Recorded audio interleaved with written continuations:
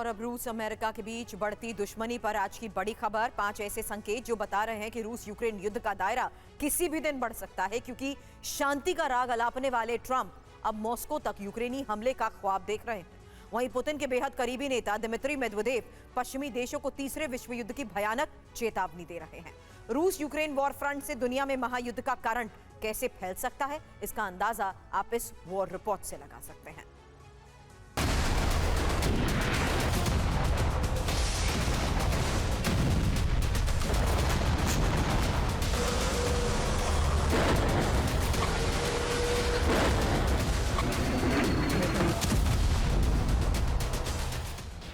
रूस यूक्रेन युद्ध से ऐसे कई संकेत मिल रहे हैं जिससे पता चलता है कि इस युद्ध का दायरा बढ़ने वाला है। पिछले 3.5 साल से जारी ये युद्ध किसी भी दिन वर्ल्ड वॉर में तब्दील हो सकता है।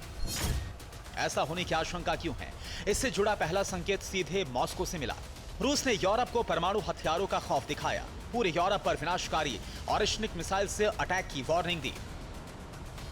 रूस की ओर से यूरोप को यह धमकी कैप्टन वासिली ने दी। कैप्टन वासिली रूस के मिलिट्री एक्सपर्ट हैं। उन्होंने कहा कि यूरोप और अमेरिका को दहलाने का समय आ चुका है। पुतिन को यूरोप पर ऑरिशनिक मिसाइल से हमले का फैसला जल्द लेना होगा।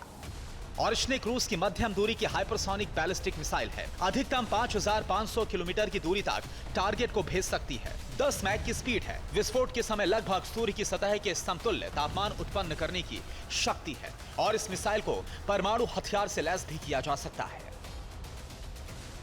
रूस यूरोप और अमेरिका के विरुद्ध इतना घातक कदम क्यों उठा सकता है? तो क्रेमलिन इसकी वजह अमेरिका और वहां के राष्ट्रपति ट्रंप के तेवरों को मान रहे हैं, जिन्होंने हाल ही में रूस को 50 दिनों के अंदर यूक्रेन युद्ध रोकने का अल्टीमेटम दिया है, वरना कड़े आर्थिक प्रतिबंध झेलने की चेतावनी दी है।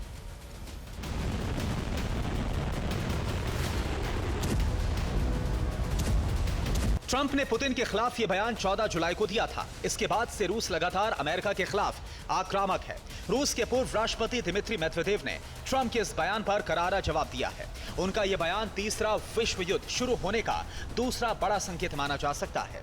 दिमित्री मेदवेदेव ने चेतावनी देते हुए कहा कि अमेरिका और पश्चिमी देश रूस से नफरत करते हैं, रूस को लगातार नष्ट करने की कोशिश में लगे हैं। ये युद्ध अब प्रॉक्सी से आगे बढ़कर फुल स्केल वॉर बन चुका है। ऐसे में रूस को पूरी ताकत से जवाब देना होगा। पुतिन को यूरोप पर पहले ही हमले शुरू कर देने का फैसला लेना होगा।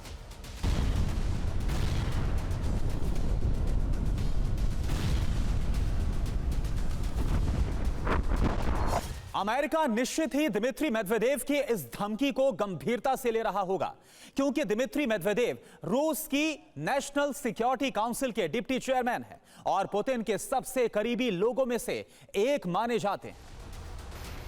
यहां ऐसा भी नहीं है कि विश्व युद्ध की चेतावनी सिर्फ रूस के ताकतवर लोगों की ओर से ही दी जा रही है। रूस की मीडिया ने तीसरा विश्व युद्ध शुरू होने का तीसरा बड़ा संकेत एक वीडियो जारी करके दिया। इस वीडियो को जारी करने के साथ ही रूसी मीडिया की ओर से कहा गया कि रूस की ICBM यार्ड्स 12,000 किलोमीटर तक हमला करने में सक्षम है। इसके अटैक से 20 मिनट के अंदर ही अमेरिका के प्रमुख शहर तबाह हो सकते हैं। सैकड़ों मील दूर तक रेडिएशन फैल सकता है। 15 लाख से ज्यादा लोगों की मौत हो सकती है। पुतिन ने यार्ड से अटैक करने का फैसला लिया तो अमेरिका में तबाही मच सकती है।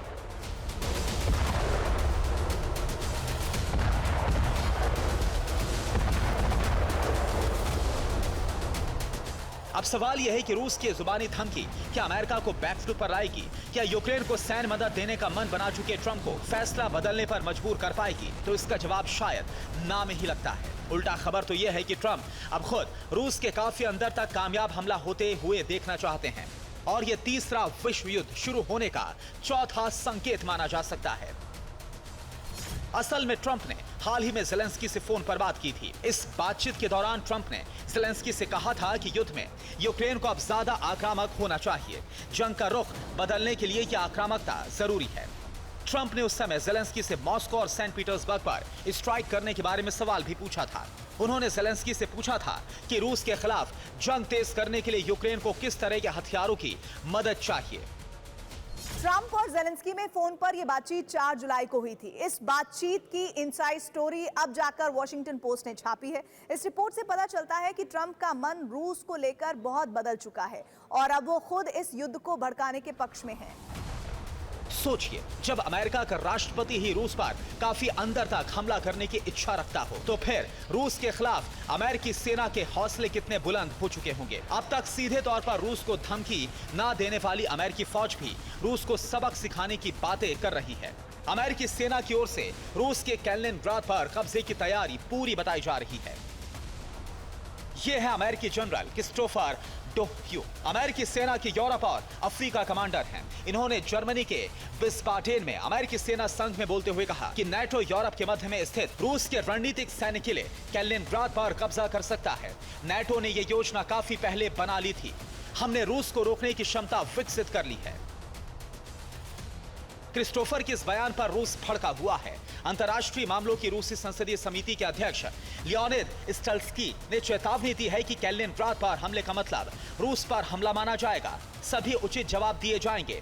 इसमें नाटो देशों पर परमाणु हमले का विकल्प भी मौजूद है।